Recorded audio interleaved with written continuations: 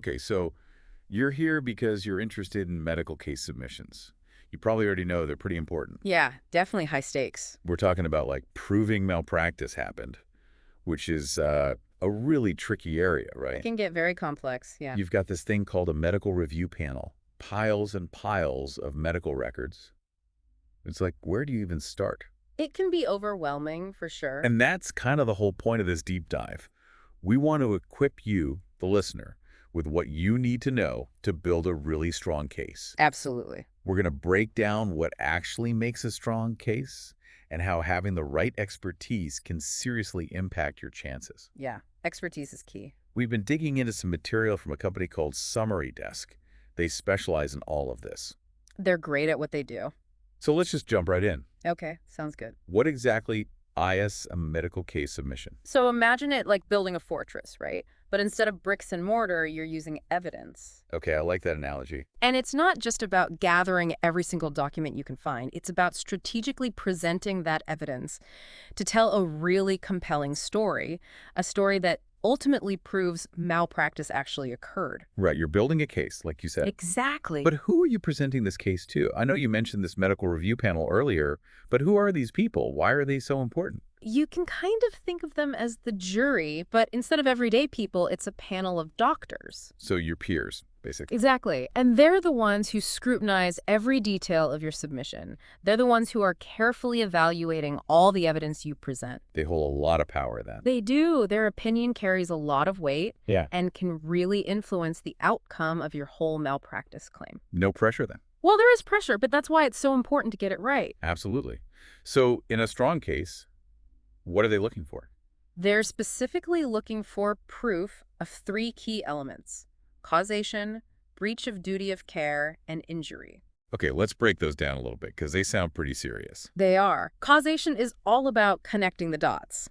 You need to prove there's a direct link between what the healthcare provider did or didn't do and the harm that resulted. Okay, so if we're talking about a delayed diagnosis, for example. Exactly. The report would have to focus on showing that, say, the doctor missed some really crucial symptoms or didn't order the right tests, and you have to directly link those actions to the patient getting worse because of it. So a direct line from what they did or didn't do to the negative outcome. Right. You need that direct line. Got it.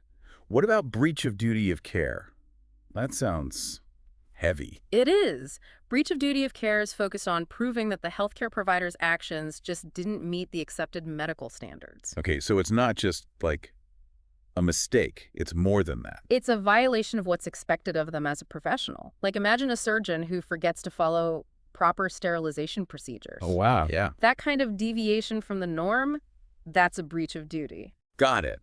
So not just a simple mistake, Right. it's like a failure to meet those basic standards. Right. And lastly, we have injury. Right. That's the third element. Seems pretty straightforward, but I'm guessing there's more to it than that. Well, you have to be very clear about the extent of the damage that was done to the patient, and you have to prove that damage is a direct result of that breach of care we were just talking about.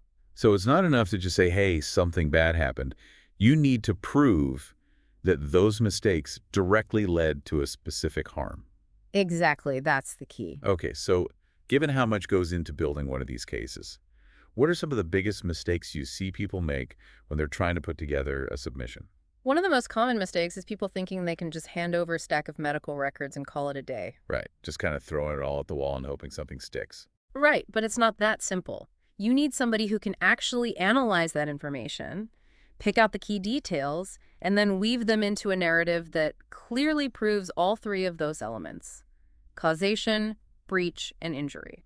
So it's like having a box full of puzzle pieces, but you need an expert to come in and actually put that puzzle together. That's a great way to put it. Speaking of experts, there's this phrase I keep hearing, medical legal insights. What does that even mean? It's about bridging the gap between medicine and the law. You need someone who can speak both languages, essentially, to really present the case effectively. Because doctors and lawyers use very different jargon, right? Exactly. A doctor might be able to spot potential red flags in the medical records, but they might not know how to present those findings in a way that actually satisfies the legal system. Right, they're experts in medicine, not necessarily in law. Exactly. And that's where legal expertise comes in. You need someone who understands the legal requirements, the procedures, all of that. So it's like needing a translator for the courtroom. You could think of it that way. Okay, so how does SummaryDesk fit into all of this? SummaryDesk is all about making this complex process as easy and painless as possible for people. Right, and they keep mentioning things like thorough evidence compilation, reports that are tailored to your specific case, accurate and detailed work, and of course those expert insights. The real key to SummaryDesk is their team. They have both medical doctors and attorneys. So they've got both sides covered. Exactly. That's how they generate those expert insights we were talking about earlier. They're not just summarizing medical records. They're looking at everything with both a medical and a legal lens. So they're taking that box of puzzle pieces, not only putting the puzzle together, but then explaining how they did it to the jury in a way that everyone can understand. That's a great way to put it. It's about clarity. It's about making sure the evidence is presented in a way that's compelling and easy to understand. And at the end of the day, isn't it all about making sure people who've been harmed have the best possible chance to get some kind of justice? Absolutely. The legal system can be really daunting to navigate, especially when you're dealing with something as complex as medical malpractice. SummaryDesk helps level the playing field. So to recap, we've learned about what makes a strong case, why it's so important to have that combination of medical A&D legal expertise, and how a service like SummaryDesk can really help people navigate this whole process. It all comes down to presenting a really clear, concise, and convincing argument to that medical review panel. So if you or someone you know is dealing with a potential malpractice case, remember, knowledge is power. Right. The more you understand the process, the better equipped you'll be to fight for your rights. And that's it for this deep dive. Hopefully you've learned something new and are feeling a little more confident about navigating this complex world. Absolutely. And remember, there are resources out there to help you, so don't be afraid to reach out and get the support you need. Thanks for joining us on this deep dive. We'll see you next time. See you then. And as always, keep those case submissions coming. We'll be here to break them down. All right, that's a wrap. That's a wrap.